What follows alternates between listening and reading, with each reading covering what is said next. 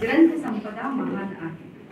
शब्दांचे धन विशाल आणि ग्रंथ संपदा महान आहे। वैभव शिखरावर जाताना अजून खुलते माझी भाषा। रीती कधी ना होणे आता पसायदानाची ही ओंजळ। रीती कधी ना होणे आता पसायदानाची ही ओंजळ। ज्ञानेशाच्या परंपरेचा आदर करते माझी भाषा। संत जनांच्या संस्कृतीचे छत्र जणू आमच्यावर आहे। संत जनांच्या संस्कृतीचे छत्र जणू आमच्यावर आहे। गौरव गाथेची श्रीमंती अतीव जपते माझी भाषा। आणि समृद्धीचा वसा लेवणी निघे पालकी सरस्वतीची। समृद्धीचा वसा लेवणी निघे पालकी सरस्वतीची। भाग्याने अनुयायी झालो दैवत ठरते माझी भाषा। पुढची कविता आहे, शीर्षक आहे फुलासारखा जीव कोमे जळे। किती श्वास आहे असे राहिलेले कशाला पुन्हा जन्म हा मागणे। किती श्वास आहे असे राहिलेले कशाला पुन्हा जन्म हा मागणे। उगा व्यर्थ चिंता व्यथा काळजीने फुलासारखा जीव कोमे जळे। उद्या भंगुनी जीर्ण होणेच आहे विनाशी तरी देव प्यारा किती। उद्या भंगुनी जीर्ण होणेच आहे विनाशी तरी देव प्यारा किती। अशा जीवनाची हमी ना तरीही जिणे जोवरी श्वास सांभाळणे। नवी उंच उत्तुंग घे तू भरारी दिशा मोकळ्या आज दाही तुला। नवी उंच उत्तुंग घे तू भरारी। प्रोटीन विटॅमिन सारे शरीराला मिळेल। प्रोटीन विटॅमिन सारे शरीराला मिळेल। नेहमी जेवणात असू द्या पदार्थ रेषायुक्त। नेहमी जेवणात असू द्या पदार्थ रेषायुक्त। बद्धकोष्ठतेपासून तुम्ही हमखास व्हा मुक्त। बद्धकोष्ठतेपासून तुम्ही हमखास व्हा मुक्त। नित्य जेवणात भरपूर खा सलाड कच्च्या भाज्यांचे। नित्य जेवणात भरपूर खा सलाड कच्च्या भाज्यांचे। बीपी डायबिटीज सारे आजार पळून जातील साऱ्यांचे। बीपी डायबिटीज सारे आजार पळून जातील साऱ्यांचे। सफेद विष आहे मीठ मैदा साखर साबुदाणा। सफेद विष आहे मीठ मैदा साखर साबुदाणा। हक्कानं गूळ सैंधव मध स्वयंपाक घरात आणा। हक्कानं गूळ सैंधव मध स्वयंपाक घरात आणा। शेवग्याची शेंग नित्य आहारात खाऊ। शेवग्याची शेंग नित्य आहारात खाऊ। शेकडो आजारांना हमखास पळवून लावू। शेकडो आजारांना हमखास पळवून लावू। आणि शेवटी मित्र हो, सदा सर्व काळ ठेवा चेहऱ्यावर हास्य। शतायुष्याचे आहे हेच खरे रहस्य। शतायुष्याचे आहे हेच खरे रहस्य। माझ्या दुसऱ्या कवितेचं शीर्षक आहे त्याला बांधू कशी मी राखी। धागा धागा विणूनी बनली नात्यांची ही सुरेख राखी। धागा धागा विणूनी बनली नात्यांची ही सुरेख राखी। कुठे दिसेना मजला भाऊ त्याला बांधू कशी मी राखी। त्याला बांधू कशी मी राखी। खेळता अंगणी अचानक तो खेळता अंगणी भावना व्यक्त व्हावी। हसऱ्या डोळ्यांनी आपण सुख स्वप्न पाहावी। सख्या रे कधी ही होईल भेट आपुली। कृष्णाच्या राधेसारखी राहीन मी तुझीच सावली। दुसरी कविता आठवणीतला पाऊस। नभ आलं भरून कोसळू लागले मेघ। सुसाट वाऱ्या सवे आठवणींचाही वाढलाय वेग। बेधुंद कोसळणाऱ्या सरी करती सोबत त्यांना थेंब टपोरे। विणते आज निसटलेले क्षण हाती घेऊन आठवणी रूपी दोरे। मेघ दाटले की होते आठवांची गर्दी त्यात पहिले लागते बालपणीची वर्णी। कागदाच्या होड्या वेचलेल्या गारा कागदाच्या होड्या वेचलेल्या गारा बेधुंद सरीत मांडलाय आठवणींचा पसारा. रम्य ते बालपण आणि बालपणीतला पाऊस, आता तोही वेगळा आणि मीही वेगळी. बालपण आणि जबाबदारी यात आहे आता फक्त अव्यक्त पोकळी. पावसाळी कुंद हवेत मोहरून जातो मातीचा सुगंध, विसरून अरसिकता जीवनाची.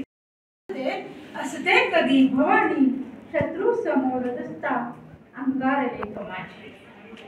दुःखे जरी मनाला माघार घेत नाही, दुःखे जरी मनाला माघार घेत नाही. दुःखातही सुखाचा ओंकारले कमाची. मागे वळून बघता आम्ही तिला दिसावे, मागे वळून बघता आम्ही तिला दिसावे. शिखरावरी यशाच्या असणार. घरातले वादळ जेव्हा देवाचा नमस्कार करताना दिसते, मातोश्री आणि मासाहेबांचा आशीर्वाद घेतात आणि मग आपले युवराज मोहिमेला जायची तयारी करतात. पेपरवर नजर टाकताच तोंडावर मात्र 12 वाजतात. सगळे 33 कोटी देव त्या क्षणी आठवतात. हळूहळू पेपरातील सगळे प्रश्न सुटतात आणि तो सोपा गेल्याने जगातील सर्व काळज्या मिटतात. पण आभाळ कोसळतं धरती थरथरते, आभाळ कोसळतं धरती थरथरते जेव्हा गणिताचा पेपर येतो घेऊन असंख्य गणिते. पेपर बघता ठोकेच थांबतात, पेपर बघता ठोकेच थांबतात. 5 मिनिटाचे प्रश्न 15 मिनिटे लागतात. पास तरी होऊ याची खात्री करून टीचरांच्या हातात पेपर देतो. नमस्कार, मी ऋग्वेदी प्रधान, ज्ञानवर्धिनी विद्यापीठ मंडळ आणि डेकेअर सेंटर शाळा आणि ज्युनियर कॉलेज यांनी आयोजित केलेल्या 25 तासाच्या काव्यवंतासाठी आज आम्ही इकडे सगळेजण नाश्त्यात जमलो आणि खूप दिवसभर असा सोहळा झाला. गेले कितीतरी दिवस ज्या कार्यक्रमाची सगळे तयारी करत होते आणि गोपाळ पाटील सर आणि त्यांचं संपूर्ण कुटुंब, मी त्यांना कार्यकर्ते किंवा आयोजकांमधला भाग असं म्हणणार नाही, संपूर्ण कुटुंब आहे ज्यांनी एकत्र मिळून हा इतका भव्य दिव्य कार्यक्रम उभा केला आणि जवळजवळ 671 मुलांनी त्यात भाग घेऊन खरोखर त्यांनी जे 25 तासाचं जे काव्यहोत्र करायचं ठरवलं होतं तर ते साकार झालं या सगळ्या मुलांच्या सहभागामुळे. खूप सुंदर कार्यक्रम झाला आणि त्यावर म्हणजे आपण चेरी ऑन टॉप असं म्हणूया की ह्या कार्यक्रमाची नोंद वंडर बुक ऑफ वर्ल्ड रेकॉर्डमध्ये घेण्यात आली आहे. त्यामुळे खूप आनंदाचं वातावरण आहे आणि या सगळ्याचा भाग योगायोगाने मला बनता आलं, कारण माझ्याबरोबर सगळी दिग्गज मंडळी आहेत आज इकडे व्यासपीठावर. पण ह्या सगळ्यात मलासुद्धा ह्याचा भाग बनता आलं, या ऐतिहासिक क्षणाचा मला भाग बनता आला, म्हणून खूप आनंद होतो आहे आणि खूप आभारी आहे. थँक्यू. खूपच उत्स्फूर्त प्रतिसाद आहे. गेल्या 24 वर्षाचा खरं म्हणजे आपण ज्याला म्हणतो की हे निचोड आहे. 24 वर्ष बालकुमार यांच्यामध्ये ही स्पर्धा आम्ही घेतो आहोत आणि यावर्षी आपण असं ठरवलं होतं की यावर्षी स्पर्धा नाही तर यावर्षी याचं रेकॉर्ड करायचं आणि म्हणून आम्ही सगळ्या महाराष्ट्रभर सगळ्या शैक्षणिक संस्था असतील, साहित्यिक असतील, कवी असतील यांच्याशी संपर्क केला आणि मला आपल्याशी बोलताना खूप आनंद होतो आहे की आम्हाला खूप भरभरून प्रतिसाद मिळाला. 67 संस्था आणि राज्यभरातल्या सगळ्या कानाकोपऱ्यातून म्हणजे अगदी गडचिरोलीपासून तर इकडे कोकणात अंबेजोगाई, लातूर, नंदुरबार, धुळे, सगळ्या मुंबई, पुणे भागातून कुमारांपासून तर अगदी 75 वर्षांच्या आजीपर्यंत असे सगळे कवी, 671 कवी हे या काव्यहोत्रामध्ये सहभागी झालेले आहेत. काल 11 वाजता 11:15 वाजता हा कार्यक्रम सुरू झाला आणि आपण ठरवलं होतं 25 तास, पण याला इतका प्रतिसाद मिळाला तर तो 31 तासाचा झाला. आणि मला असं वाटते की हा पहिलाच असा उपक्रम आहे की ज्याच्यामध्ये कवींना एक प्लॅटफॉर्म मिळालेला आहे आणि त्यातल्या त्यात बालकुमारांना, आणि अशा पद्धतीनं हा सगळा उपक्रम झालेला आहे. नाशिक शहरातल्या, नाशिक जिल्ह्यातल्या, महाराष्ट्रातल्या सगळ्या साहित्यिकांनी, संस्थाचालकांनी, बालकुमार कवींनी याला सपोर्ट केला आणि म्हणून हा काव्यहोत्र होतं आहे. आज त्याचा आपण रेकॉर्ड केलेला आहे आणि आत्ताच्या कार्यक्रमामध्ये वंडर बुक ऑफ वर्ल्ड रेकॉर्डचे प्रतिनिधी जे आहे ते आत्ता संध्याकाळी आपल्याला याचं हे सर्टिफिकेट प्रदान करणार आहेत। मला खूप आनंद होतो या सगळ्या याच्यामध्ये की आज हा इंदिरानगरचा सगळा परिसर जो आहे हे कुसुमाग्रज कवी किशोर पाठक, कवी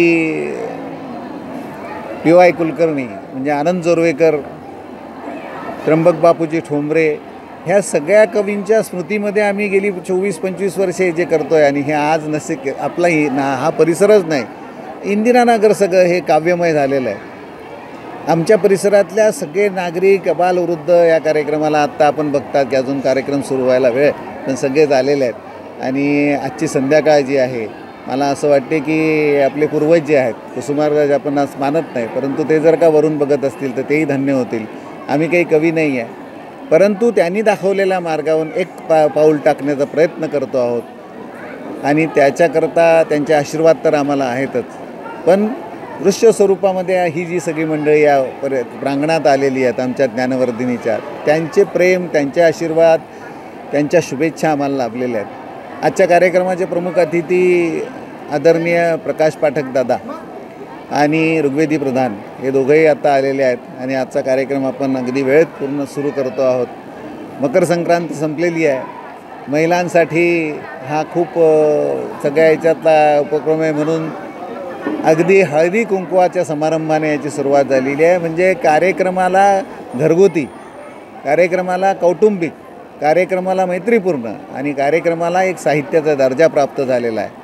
परत एकदा आपणसुद्धा सगळा इलेक्ट्रॉनिक मीडिया असेल, प्रिंट मीडिया असेल आमच्यासोबत आहात, आपलेही आभार मानतो, नाशिककरांचे आभार मानतो आणि हा कार्यक्रम खूप छान यशस्वी केला। म्हणजे आम्ही एकदम 40 वर्षापूर्वीच्या आमच्या आठवणी जागृत केल्या। दिवस रात्र काल रात्रभर सगळी मुलं या ठिकाणी कविता सादर करत होते आणि हा कार्यक्रम आत्ता या ठिकाणी त्याचा समारोप होतो आहे। धन्यवाद, परत एकदा सगळ्यांचे आभार। जय हिंद, जय महाराष्ट्र। होत्र या नामानं आजच्या कार्यक्रमाला मला येता आलं याचा मला विशेष आनंद आहे। याचं कारण आनंदाच्या जागाच हल्ली फार कमी झालेल्या आहेत। ताणाच्या जागा वाढल्या आहेत, तणावाच्या वाढल्या आहेत, नैराश्याच्या वाढल्या आहेत। बालवयातल्या मुलांना त्यांच्या अंतरी असलेल्या कोणत्या तरी कलेचं इतक्या लहान वयामध्ये लोकांच्या पुढे मांडणी करता यावी आणि त्याचं एकत्रीकरण करावं आणि सातत्याने तो उपक्रम गेले 25 वर्ष करावं, हे या संस्थेचं अत्यंत वेगळेपण आहे। आज लक्षात न येणारा एक भाग मला सांगावासा वाटतो की ज्या मुलांनी या स्पर्धेत वेळोवेळी भाग घेतला असेल ते उद्याच्या भविष्य काळातले कोणी मोठे कवी असतील, कोणतीही मोठी माणसं अशाच शाळांमध्येच त्यांच्याच उपक्रमांमध्ये जन्म घेतात। या विद्यार्थ्यांचं भावी आयुष्य घडवण्यामध्ये आणि त्यांच्या आतमध्ये असलेल्या कलागुणांना वाव देण्यासाठी केलेला हा प्रयत्न हा स्तुत्य आहे, अभिनंदनीय आहे, अनुकरणीय आहे आणि संक्रमण करावा असा आहे। योगायोगाने आपण मकर संक्रमणाच्या काळात आहोत। ह्या अशा गोष्टी समाजामध्ये जास्त प्रस्तुत झाल्या पाहिजे, कारण यामुळे सगळ्यात महत्त्वाचा जो फायदा होतो तो असा, नुसतं बघितलं आणि ऐकलं तरी कोणाला असं वाटू शकतं की आपणही हे करावं, आपण हे करू शकू, हे वाटण्याची भूमिका तयार होणारं हे मैदान आहे। आणि म्हणून मला स्वतःला या कार्यक्रमाला येता आलं याचा आनंद आहे, किंबहुना मलाच काही गोष्टी या कार्यक्रमातून शिकता येण्यासारख्या आहे। सर्वांचं मनपूर्वक अभिनंदन करतो आणि असे उपक्रम ठिकठिकाणी व्हावेत असं या निमित्तानं आवाहन करतो।